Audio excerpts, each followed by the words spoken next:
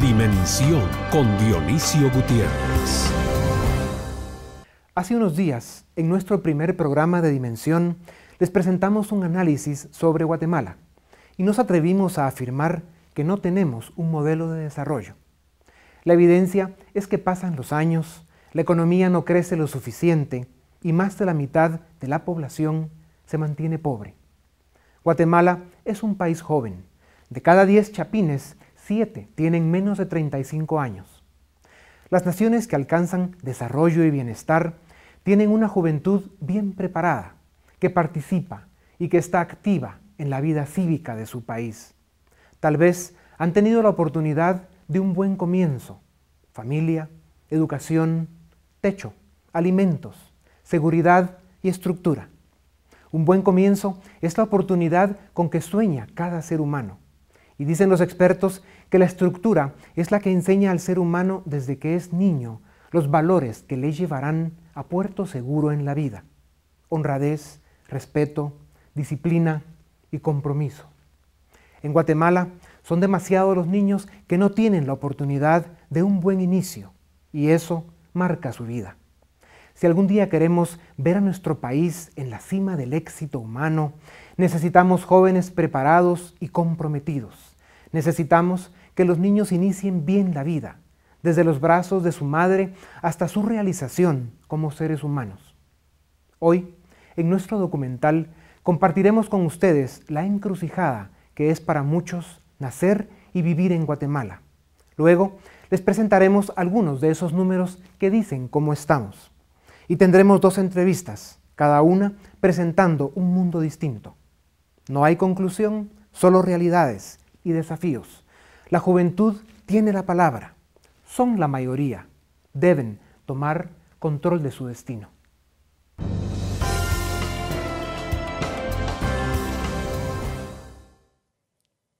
Cristóbal García nació en Guatemala, un país con clima envidiable, hermosos paisajes y gente optimista.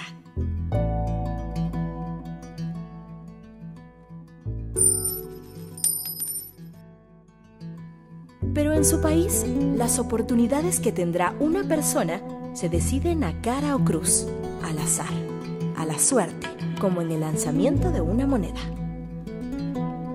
El desenlace de la historia de Cristóbal dependerá de las circunstancias que lo rodearon cuando vino al mundo y de las capacidades que haya podido adquirir para enfrentar la intensa aventura y a veces la dramática realidad de nacer y vivir en un país con las características de Guatemala. Cuando Cristóbal nació, tenía una probabilidad de 50% de nacer en un hogar pobre en el que su familia de al menos 6 integrantes viviría con menos de $1 o $2 al día, y la misma probabilidad de sufrir desnutrición crónica, pues en su país 1 de cada 2 niños la padece. El primero de sus hermanos habría nacido cuando su madre tenía 20 años. En el momento en el que él nació, ella tendría 26. Al cumplir 7 años, Cristóbal tendría un 95% de probabilidad de que sus padres lo inscribieran en la escuela primaria. Terminar la escuela primaria no sería fácil. Existiría la posibilidad de que llegara a cursar 5.5 años si viviera en el área urbana de su departamento o 3.8 años si viviera en el área rural. Si los padres de Cristóbal lucharan porque éste terminara la escuela primaria, tendría la probabilidad de convertirse en uno de los 3 de cada 10 jóvenes que se inscriben en un instituto de educación secundaria y, con suerte, convertirse en uno de los 4 de cada 10 jóvenes que lograrán terminarla. Es posible que luego de mucho esfuerzo y dedicación, Cristóbal, que es ahora un joven de 18 años, haya logrado terminar la secundaria. En este caso, sería parte de esa minoría de apenas 6 de cada 100 jóvenes que ingresan a la universidad.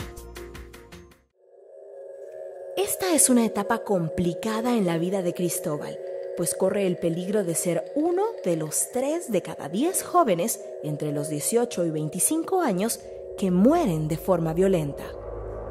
También existe la posibilidad de que siguiendo los pasos de algunos de sus amigos que se encuentran entre los 8 a 10,000 jóvenes que se involucran en pandillas o en grupos relacionados con las drogas, el crimen y la violencia, Cristóbal pase a formar parte de un grupo delictivo y sea capturado cometiendo un delito.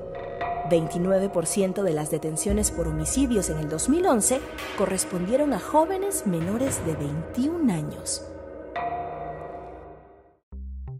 Si Cristóbal no aprobara los exámenes de admisión de la universidad o la abandonara, tendría que insertarse al mundo laboral o quizá optar por la peligrosa aventura de emigrar a Estados Unidos de forma ilegal, ilusionado por la historia que desde pequeño ha escuchado de su tío, que es uno de los 1.5 millones de guatemaltecos que viven en aquel país del norte. 6 de cada 10 migrantes en Estados Unidos son jóvenes menores de 30 años, como sería Cristóbal si escoge este camino. Si Cristóbal decidiera quedarse en el país, se encontraría con que solamente 6 de cada 100 jóvenes como él tienen un trabajo formal y que 51 de cada 100 se encuentran trabajando en condiciones precarias. A los 18 años, Cristóbal podría conocer a Ana María, enamorarse y comenzar una relación. Ellos serían parte de esa estadística que indica que 6 de cada 10 jóvenes guatemaltecos menores de 25 años se encuentran casados o viviendo una unión de hecho. Cuando Cristóbal cumpliera 20 años, Ana María, que tiene la misma edad, podría entrar a esa temeraria estadística y resultar embarazada de su primer hijo. 20 años es la edad promedio en que las mujeres guatemaltecas experimentan su primer embarazo. Es probable que Cristóbal y Ana María tengan en los próximos 6 años 4 hijos. Todos ellos nacerán en Guatemala, un país con clima envidiable, hermosos paisajes y gente optimista. Las oportunidades que tendrán se decidirán a la suerte, a cara o cruz. 50% de probabilidades de éxito. El desenlace de sus historias dependerá de las circunstancias que los rodeen al momento de llegar al mundo y de las capacidades que puedan adquirir para enfrentar la realidad de nacer y vivir en un país como Guatemala.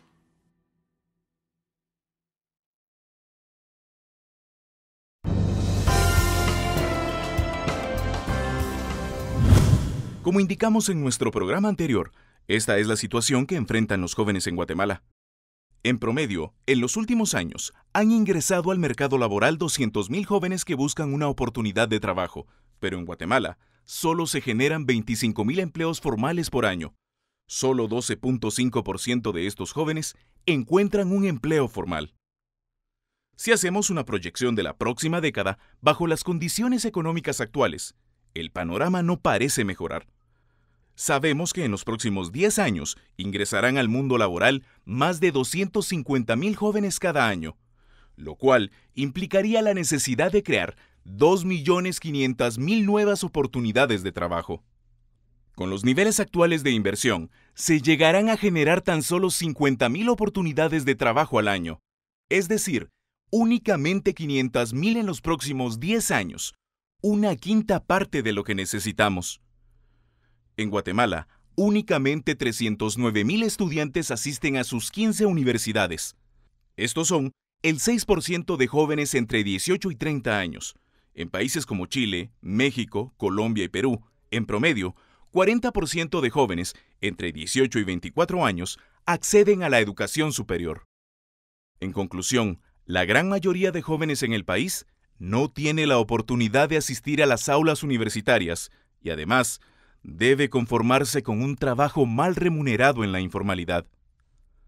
Bajo estas circunstancias, no es de extrañar que la aspiración de muchos sea dejar el país en busca de un futuro más prometedor. El reto es que los jóvenes encuentren la oportunidad de desarrollar todo su potencial dentro de nuestras fronteras, que puedan obtener una educación de alta calidad y un trabajo digno.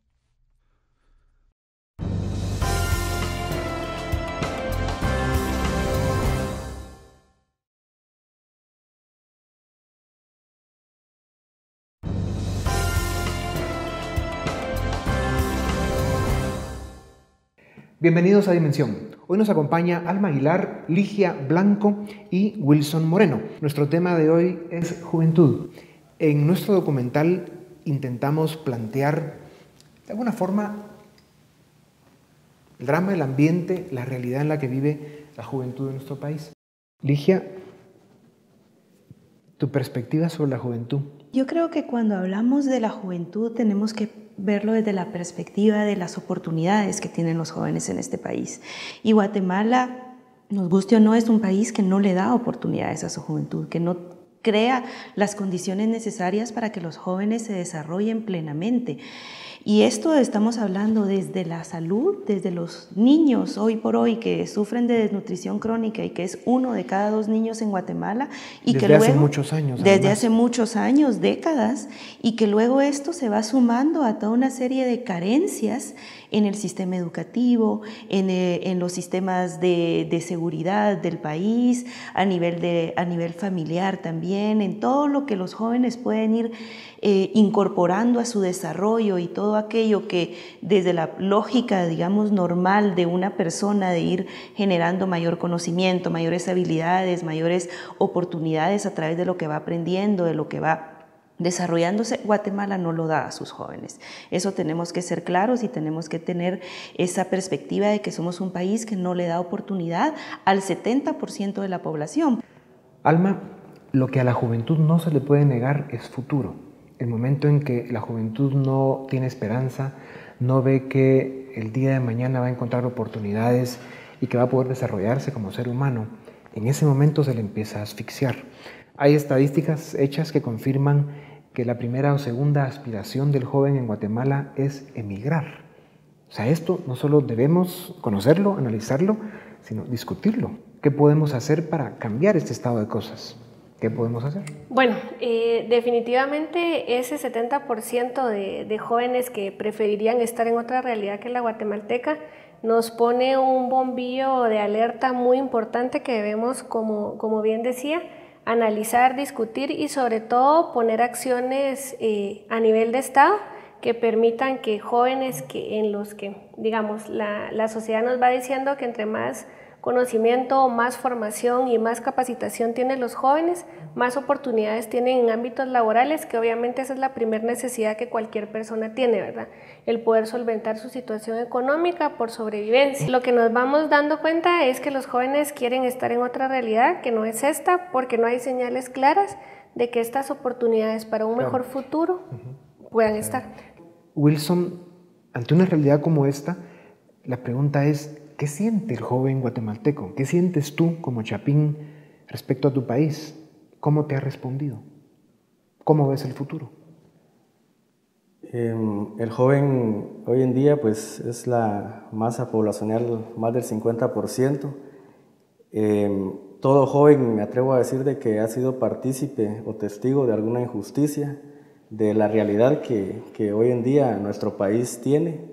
Y eso nos ha ido como que también volviendo más fuerte, más allá de ponernos tristes, porque a pesar de que hay mucha fuerza y mucha posibilidad y mucha capacidad dentro de muchos guatemaltecos, vemos que no vamos para adelante, ¿verdad? Entonces yo estoy convencido de que nosotros como jóvenes ya hemos escudriñado más allá de nuestro yo profundo, y encontramos ese amor a Guatemala, ese amor a nuestro país, a nuestra gente, y sobre todo está muy, muy permanente y es un sueño que lo vivimos despiertos y cuando nos acostamos, de que Guatemala puede cambiar y lo estamos haciendo. Son más nobles 2 manos que actúan que 2 labios que oran, ¿verdad? Entonces creemos como jóvenes de que estamos trabajando por eso. Como jóvenes, la verdad sí nos sentimos bastante tristes en algún momento porque la realidad, hay injusticias bastante feas que las vivimos en Guatemala, la corrupción, inseguridad y varios temas, pero yo pienso que nos afectan más a nosotros porque creemos que eso los tomamos como punto de partida para crear acciones en un futuro. Wilson, ¿has perdido un amigo en lo que es la violencia que vive este país? Un compañero, pues él se recibió de bachiller en electricidad, tuvo la oportunidad de adquirir el empleo de piloto de mototaxi y pues fue abatido pues a balazos en el mismo mototaxi por no haber querido dar lo que llevaba de la cuota, ¿verdad? Entonces, lamentable, recordamos mucho, Otto Abdías, miembro de nuestra organización, entonces falleció dentro de un mototaxi y así han ido dándose varios casos, ¿verdad? Dentro del mismo contexto y sí es lamentable, ¿va? Que esos ciudadanos muy escasos que de verdad quieren y sueñan y están haciendo algo por esa Guatemala y que todavía caigan así en estas manos de violencia y todo, sí es de lamentarse. Terrible. Alma, la falta de formación en la juventud provoca grandes problemas para un país. ¿Qué le pasa al país si los jóvenes no se preparan? Pues estaríamos repitiendo la historia que en este momento tenemos, ¿verdad? Y es que son jóvenes que no se desarrollan humanamente a un 100%, que por lo tanto no pueden vincularse a otros espacios que son de importancia para la sociedad, como el ámbito político, el ámbito de la participación ciudadana, el tema de la fiscalización, el tema de ayudar a otras personas en situaciones también de riesgo.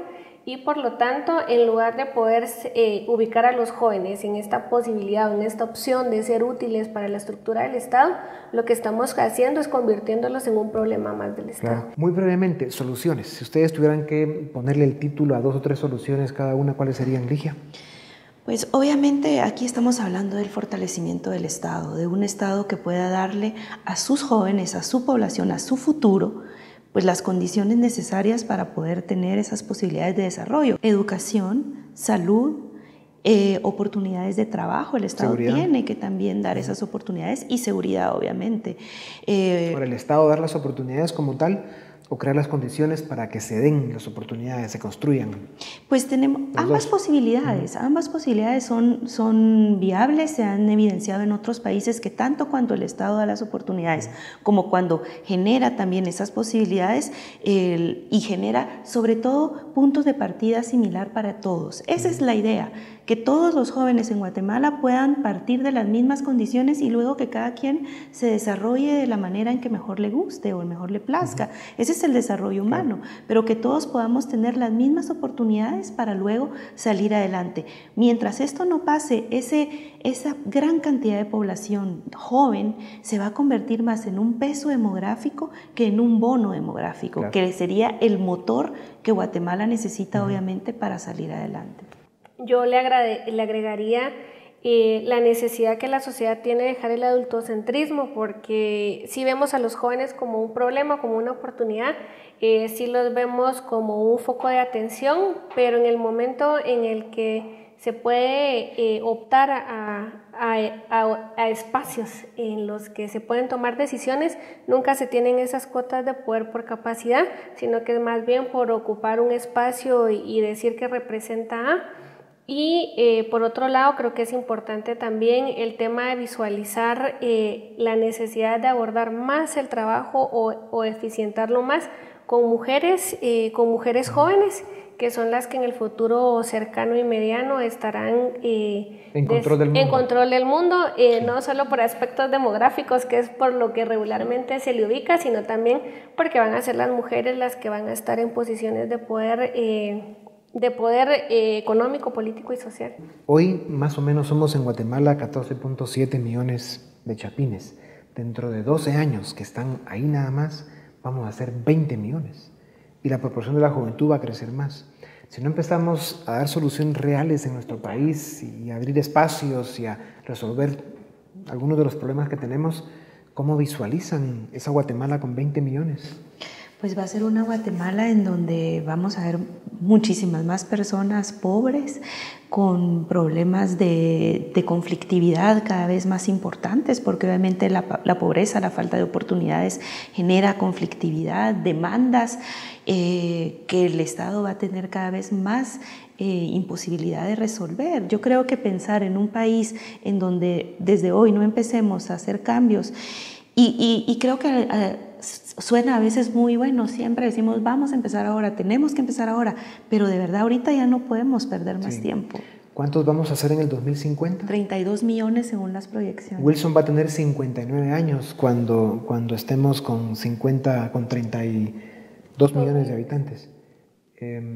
Sí, los retos son importantes. Vas a estar patojo todavía, con 59 años. Y la verdad que estar conscientes de lo rápido que se llega a eso y el tiempo que toma ir transformando un país, no cabe duda que lo que tenemos es muchísimo trabajo, ¿verdad? Pues la juventud realmente es la oportunidad que Guatemala tiene, y en Dimensión vamos a hacer lo posible porque siempre tengan una voz y un espacio para expresarse y para poder juntos todos ir creando estas condiciones de las que hemos hablado para que pues, la juventud tenga más oportunidades. Hay mucho trabajo por hacer sin duda y ustedes juegan un papel importantísimo.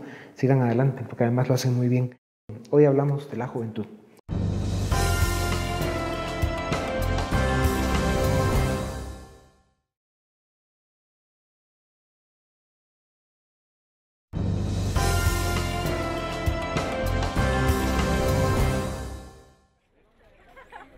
Un tercio de los centroamericanos son jóvenes. Esto significa que más de 8 millones de personas en la región tienen entre 15 y 29 años de edad. ¿Cómo pueden los jóvenes centroamericanos convertirse en los verdaderos agentes de cambio que la región necesita? Nos acompañan hoy Cristina López y Federico Rivas, que son dos jóvenes salvadoreños que han venido jugando un papel muy importante en diferentes plataformas y geografías.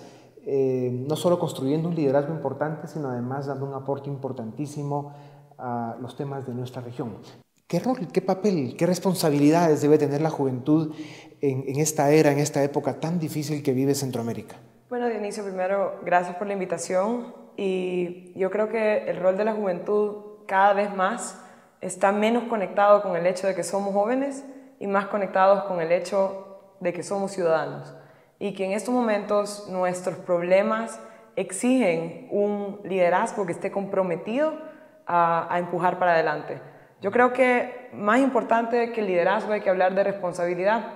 Estamos viviendo unos momentos que nos presentan muchos retos para nuestros países, retos que son muy parecidos, porque al final somos más parecidos que distintos en la región.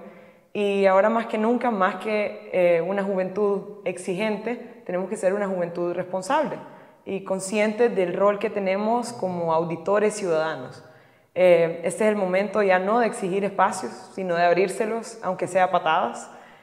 A patadas me refiero a tratar de ser lo que falta. Nos quejamos que nuestros políticos muchas veces no son transparentes, pero en nuestras manos tenemos el meter una cultura de transparencia.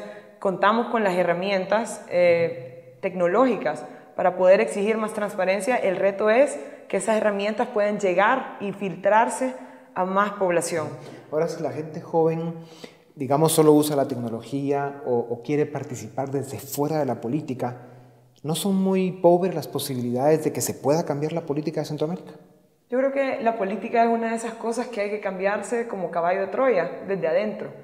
Es muy difícil quedarse en las líneas opinando, pero también yo creo que más importante de solo entrar, hay que ser muy estratégicos. Hay que ser estratégicos en el sentido que más importante que meterse a la fuerza es prepararse. Y ahí entra la responsabilidad de la que hablaba antes. Creo que cada quien tiene un set de habilidades de la que puede hacer uso para incursionar en la política de diferentes maneras, ya sea en primera línea, como habilidades técnicas que puede prepararse académicamente, puede prepararse skills comunicacionales para desde atrás reformar esa política. Claro. Y que las personas con vocación política continúen entrando, pero con un apoyo técnico fortalecido en que cada quien está haciendo uso de sus habilidades y sus aptitudes de la mejor manera para mejorar la calidad, subir la calidad de nuestra política. Ajá. Guatemala, El Salvador, Honduras son 3 naciones de Centroamérica que están entre los 8 países más violentos del mundo y los más afectados son los jóvenes. ¿Cómo enfrenta la juventud esta dinámica? ¿Cómo la supera? ¿Y cómo hacemos para que se convenza a la juventud de que si no da un paso al frente y participa mucho más activamente de lo que lo está haciendo, probablemente esos problemas nunca encuentren solución? Empecemos contigo, Federico. Pues yo pienso, Dionisio, de que el cono norte y sur de Centroamérica, lo cual es México por el norte y Colombia en su sur, estos polos afectan la seguridad o inseguridad de estos países, afecta directamente nuestra región. Es una ecuación paralela. Entonces, por eso más allá tenemos que trabajar con integridad y con integración en nuestra región para poder trabajar con nuestros vecinos para hacer una agenda que cubra los distintos aspectos de seguridad para que podamos darle una carretera de desarrollo a nuestra región, que si no es segura, no vamos a poder atraer inversión a nuestros países. Entonces siento que, como lo decía Cristina, la responsabilidad del joven es ser un auditor en el día a día de nuestros países, en cuanto a denunciar atrocidades que están pasando enfrente de nuestros ojos, que hemos dejado, nos hemos convertido a veces impunes y en dejar pasar mucho. Y entonces siento que el joven tiene que asumir ese rol de estar más activo, más informado de lo que está sucediendo, denunciar. Y más que estar activo, participar directamente en la política. ¿Qué es eso para la juventud de nuestros países? Mucha gente dice que el problema es la falta de espacios, pero tampoco hay una acción abriendo espacios, no hay un interés verdadero en abrir espacios. Y el problema es que en este caso, en la política, es como el agua, los espacios que se dejan vacíos los llenan otros, y no siempre los llena la gente más preparada o la que tiene las mejores intenciones para el país. Es cuando la juventud dice que no se quiere meter en la política porque es sucia, está dejando espacios vacíos para que gente con esa mentalidad quizá corrupta o sucia, que ensucian más la política, llena esos espacios y precisamente por eso es un círculo vicioso. En cuanto a la seguridad, yo creo que es el reto más grande que también está frenando el desarrollo económico en nuestros países, está erosionando las instituciones y de esa manera ya no solo se necesitan liderazgos, se necesita un énfasis en rescatar el Estado de Derecho en nuestro país. Falta recalcar la importancia de la Constitución en todos nuestros países y recalcar la importancia del cumplimiento de la ley, de que se respeten las reglas del juego, que le apliquen a todos, al delincuente, al político, al empresario, al joven, al estudiante, y eso va a fomentar la igualdad que buscamos. Así es, como debe ser. El tema de la emigración. Se escucha de la juventud en nuestra región que el emigrar sigue siendo una alternativa a la que ven con muchos deseos, porque hay una especie de frustración y de abandono a la esperanza de un futuro mejor. ¿Cómo se enfrenta este fenómeno? Y el tema es están saliendo 75.000, en El Salvador es el caso, 75.000 salvadoreños jóvenes al año salen de sus estudios listos para incorporarse a la fuerza laboral, pero solo se abren, por el crecimiento económico tan débil que estamos teniendo, se abren solo 25.000 espacios, menos incluso. Entonces aquí tenemos la oportunidad, o tratando de ver el lado positivo, es que tenemos jóvenes y tenemos una fuerza lista para trabajar, con ganas de incorporarse, que es el motor que eventualmente hace crecer las economías, pero no tenemos espacios ni puestos para darles. Entonces, naturalmente van a buscar a donde ese talento sea apreciado y sea retribuido. Lo que no hemos sabido hacer como países es abrir esas puertas. Si nosotros, y empieza por cosas básicas, empezar respetando las reglas, el Estado de Derecho, tratar de hacer que el Estado empiece a retroceder en áreas donde ha intervenido innecesariamente, de manera que el sector privado se abran nuevos espacios para emprendedores. Como jóvenes, yo creo que el incentivo está en ver, ok, no hay trabajos, no hay puertas donde tocar, hay que crear empleos, hay que crear trabajos, hay que innovar, y eso empieza por atreverse. Hay que cometer la locura de ser emprendedores, hay que empezar a llenar esas necesidades. Yo creo que somos lo suficientemente creativos para poder ya no solo buscar empleos, sino crear empleos. Ahora, en paralelo a eso, es fundamental ir creando las condiciones para que esta dinámica se logre. Y crear las condiciones quiere decir gente joven en los partidos políticos, gente joven participando como diputados a los congresos, en el Ejecutivo, como parte de una administración pública, en el sistema judicial, para también fortalecer lo que es el sistema de justicia de nuestros países, etcétera, etcétera. Y esa dinámica es la que va logrando el que se den las condiciones para que la gente esté motivada a ser emprendedora, a trabajar, para que venga la inversión y para que se desarrollen oportunidades de trabajo. Regresemos un momento al tema de la integración. Los datos económicos, sociales, sociológicos de cada uno de nuestros países cada día confirman más que tendríamos muchas más posibilidades de convertirnos en una región desarrollada si lo hacemos como región. Buscar la solución cada país en lo individual tiene enormes dificultades, serios obstáculos y los resultados son poco prometedores. Al ser una región estaríamos hablando de más de 400.000 kilómetros cuadrados, de más de 40 millones de seres humanos. Si eso se convierte en una región económica con las mismas reglas, que sea capaz de convocar al mundo de las inversiones para que vengan y nos den eso que tanto anhelamos, ¿qué efectos puede tener? ¿En cuánto tiempo creen ustedes que se puede lograr una integración de esta magnitud? ¿Qué tanto se comprometerían ustedes a ella? Yo creo que compartimos muchísimo más como región que en otros lugares como el Medio Oriente, porque tenemos una identidad cultural muy aproximada. Compartimos la misma religión, el mismo idioma, el mismo clima, y todos también enfrentamos problemas muy similares, como la inseguridad, como la emigración de nuestros países, emigración de talento. Entonces nos une muchísimo más de aquello que nos separa. No estamos tan lejos de poder llegar a unificarnos, creería yo, si nos informamos un poco más de cómo solíamos ser anteriormente, que éramos los estados, que éramos una región centroamericana con su fundación aquí en Guatemala. Pues. Entonces, como usted menciona las economías de escala, yo siento que territorialmente Centroamérica no acapara mucho terreno, no acapara más que Colombia, toda junta. Sí. Entonces, yo más que algo de lo que anhelamos, yo a largo plazo lo veo como una necesidad que haya menos fronteras y que compartamos los esfuerzos para hacer una región más productiva. Y empecemos por lo básico, empecemos por quitemos tanto trámite para viajar de un lugar a otro. ¿Por qué contamos con fronteras si somos tan parecidos? Si en nuestras constituciones, en todas, algunas a menor nivel que otras, pero todas nuestras constituciones son integracionistas. La vía por derecho, la vía ya está pavimentada para un futuro integrado. Empezando desde el corazón de nuestros ordenamientos jurídicos, que son las constituciones, en todas hay una mención de regionalidad, en todas hay una mención de una nacionalidad común centroamericana. Entonces, si desde los cimientos de nuestros ordenamientos, que son la base de nuestro Estado de Derecho, ya está pavimentado el rumbo hacia la integración, lo que hace falta son liderazgos que le den una viabilidad o operatividad al mecanismo. El mecanismo legal ya está. Sí. Podemos empezar por lo básico, que pueden ser las fronteras, podemos ir más allá y tomar, hay algunos ejemplos europeos que pueden servir, otros, los económicos, no mucho, pero tomar los ejemplos que funcionan, como por ejemplo Europa se integró cuando carecían de una cultura común que nosotros sí tenemos.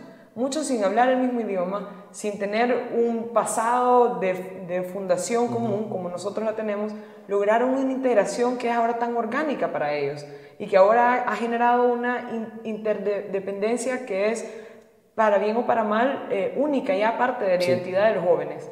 Y eso se puede lograr a través de educación, a través de intercambios entre Centroamérica, a través de especialización, que se especializara un país en educación, un sector, y pudiera haber más movilidad centroamericana. Sí, da la impresión que lo que hace falta es voluntad política, y voluntad política no solo del sector político, sino del sector empresarial, el sector intelectual, etc.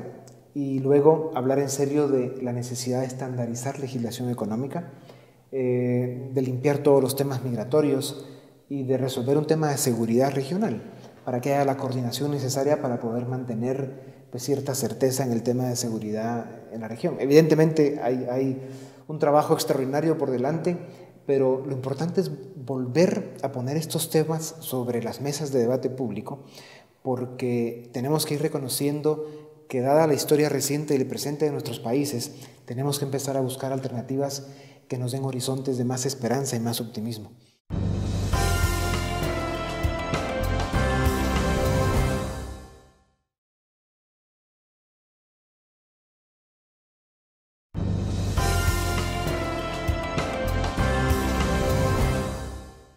En los próximos 12 años, Guatemala va a llegar a los 20 millones de habitantes, Salvador va a estar pasando los 8,5 millones de habitantes, y así el crecimiento de Centroamérica, si hoy somos 40 millones, vamos a estar en 55.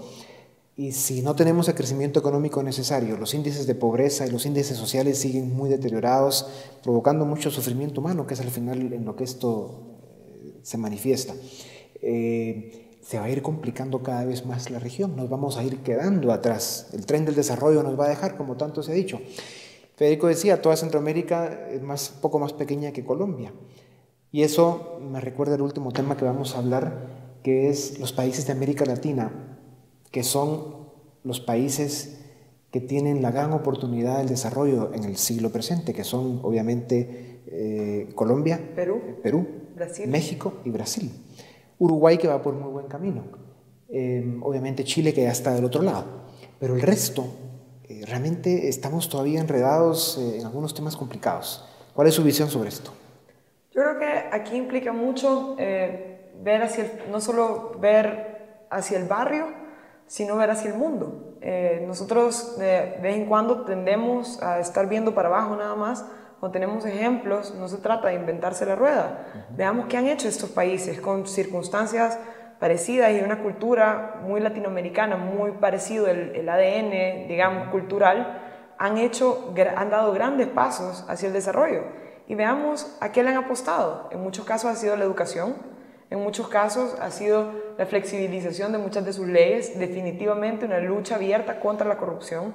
Entonces ya no se trata de inventarse fórmulas mágicas, de esperar al superhéroe redentor y la juventud incluso no necesariamente tiene por qué ser el futuro y venir como superhéroes a cambiar el mundo, sino empezar a prepararse académicamente para ver qué ejemplos podemos tomar de otros países. Y si le apostamos realmente a la educación, si le apostamos a la juventud ahora, vamos a definitivamente sembrar una mejor cosecha mañana. Entonces, si en Centroamérica la población de 0 a 30 años es más o menos el 70% de los que habitamos esta región, esta es una región de gente joven, una región en la que la gente joven tiene que dar un paso al frente, comprometerse y participar activamente en todo lo que sea necesario, desde la protesta, la parte educativa y especialmente la política, para poder iniciar la transformación de nuestros países. ¿Comentario final sobre el tema? Pues yo creo que usted lo ha dicho, pero somos una región joven y la responsabilidad más grande del joven es prepararse, si se tienen las vías para hacerlo. Y después de la preparación es el reto de inspirar y de cómo podemos difundir estas enseñanzas y cómo podemos ser más... tener una inclusión social más fuerte, cómo podemos extender oportunidades a otros que no la tuvieron. Y entonces como región joven tenemos un impulso grandísimo, dada la energía natural que emana de alguien joven, y más hoy en día con las técnicas, con el acceso a la información que podemos tener en redes sociales. Esto nos da un poder de que la generación anterior no la tuvo. Y tenemos entonces, ya nosotros estamos hablando de un campo centroamericano, estamos expuestos al mundo, y cómo atraemos lo mejor de distintas sociedades civiles alrededor del mundo, cómo traemos eso a nuestros países y como les decía, y el reto más grande es cómo compartimos aquellos que tenemos el privilegio de recibir una educación superior, cómo podemos traer oportunidades mediante las distintas conexiones que nos unen con el mundo de afuera. Sí. Yo creo que lo que decía Federico es importantísimo. Por cada oportunidad recibida se crea responsabilidad de ver cómo vamos a devolver esa oportunidad. Creo también que somos la generación más joven en Centroamérica, somos un país joven, pero nada nos va a servir eso mientras seamos un país de gente joven con ideas viejas. Entonces tenemos que empezar a traer ideas frescas, a innovar, a apostar qué están haciendo los demás países para salir adelante. Si lo que estamos haciendo no funciona, entonces es señal de que hay que cambiarlo, es señal que si los liderazgos actuales no están funcionando, hay que cambiarlos y entrar con nuevas ideas, creando oportunidades, apostar al emprendedurismo y a la innovación. Y definitivamente, ojalá que el sinónimo de ser una región joven implique una región de oportunidades, una región que tiene la esperanza y las puertas abiertas para subir en lugar de ir en picada, como a veces parece. Y para lograr esto, ¿qué le dirías tú a la juventud de Centroamérica para que se animen, para que se atrevan? Que depende de nosotros, que después no nos podemos quejar si no nos involucramos, que no se puede exigir sin dar, que en el futuro la generación que venga después nos va a pedir cuentas y ojalá tengamos la cara de decir hice todo lo que se podía. Y el compromiso moral es no solo con el país, es con nosotros mismos. Querés al final del día decir hice todo lo que pude y exigir con realmente la tranquilidad moral de saber que se intentó, o de que fui la generación más informada, más preparada, que mejores oportunidades tuvo en cuanto a generaciones anteriores. ¿Para qué los usaste? Eso quizá es lo que yo quisiera repetirme todos los días. Pues adelante, habrá que repetirlo todos los días de la vida. Gracias Cristina, por la invitación. Federico, muchas gracias. Sigan adelante. Con ustedes nos vemos en un momento para seguir con Dimensión.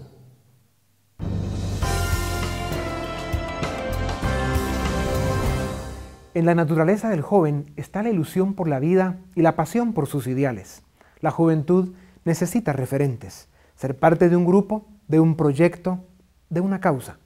La juventud tiene ideas y energía, y cuando tienen la oportunidad, participa, aporta y dice presente.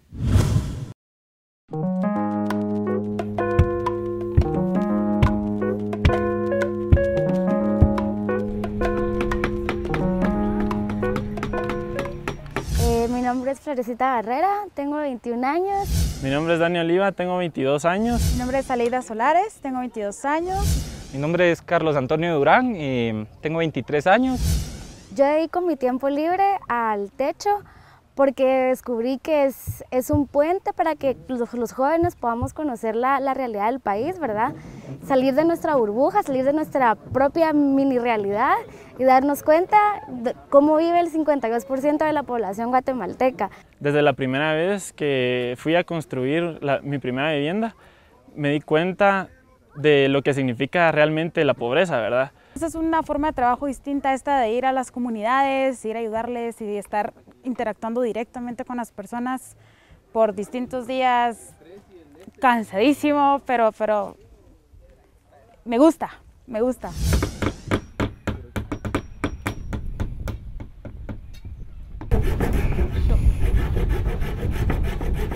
En Techo me pude dar cuenta de que la responsabilidad de trabajar para superar la pobreza no es solamente de las personas que lo viven, sino es de toda la sociedad. La pobreza tal vez no la vamos a erradicar de un día para otro, ¿verdad?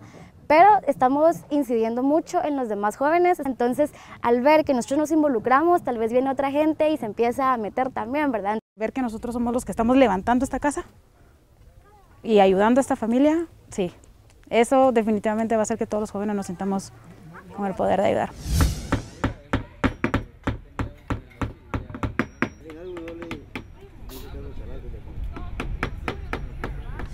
Al ver también en un ambiente muy de adultos, digamos, donde siempre le dicen a uno que los jóvenes, mejor que no opinen, cuando sean adultos van a saber porque no tienen experiencia. Y este es un espacio donde el joven también puede expresarse y puede decir, aquí importa lo que yo digo, ¿verdad? No es solo lo que afectamos a la gente que le construimos, sino que a toda la sociedad, ¿verdad?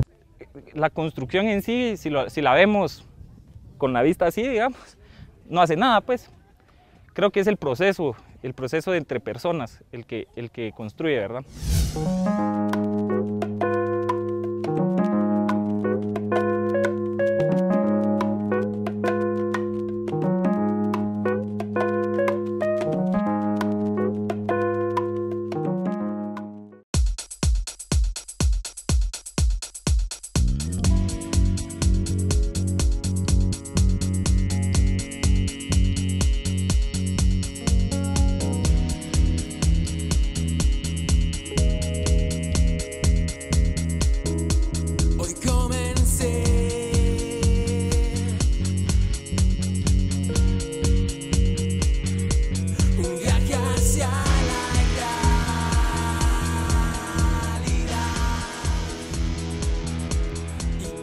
Libros por Música es una idea que empezó ya hace 3 años, porque llevamos 2 años haciéndola.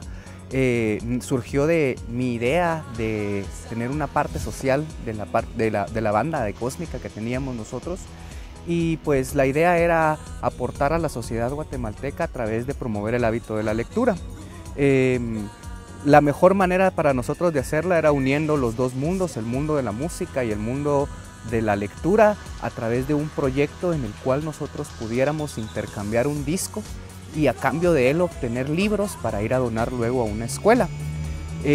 nos acercamos al Centro Cultural de España para poder obtener el patrocinio del primer tiraje y trabajamos el primer disco de mi banda, como te mencioné, era el primer experimento de este proyecto, hacerlo con Cósmica, y lanzamos un tiraje de 200 discos del disco Autómata. Logramos recolectar más de 300 libros que luego fuimos a donar a una escuela en Villacanales.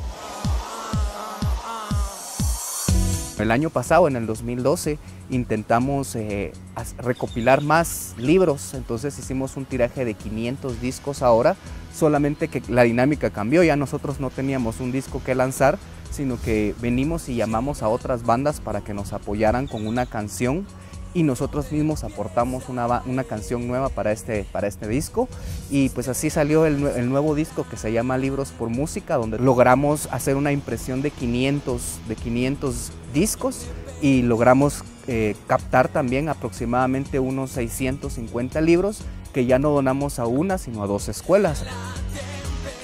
De parte de Libros por Música, ahorita estamos empezando a mover la maquinaria para captar personas que nos apoyen, bandas también que se integren al proyecto para ver cómo se arma el nuevo compilado de este año y pues buscar la manera de no solo imprimir más discos, sino colectar más libros para ya no solamente 2, sino 3 o más escuelas las que podamos alcanzar.